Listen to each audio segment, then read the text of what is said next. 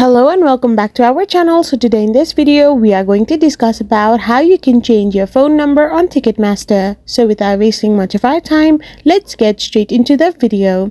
So for this, all you need to do is simply tap open your Ticketmaster app, or you can simply open a web browser and go to the official website of Ticketmaster.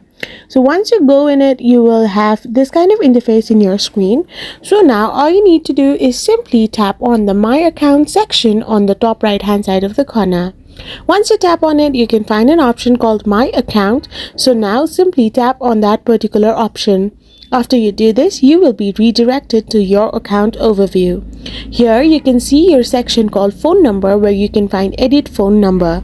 Simply tap on it and you will be redirected to the account settings.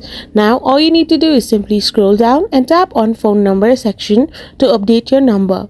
Once you do this, you need to now choose a country code, and then you need to type in the new number you want to change your number to.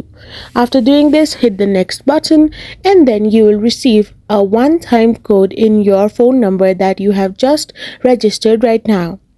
So after you find the one-time code, you need to now type in the code in your one-time code section, and once you type it in, you need to hit the confirm button.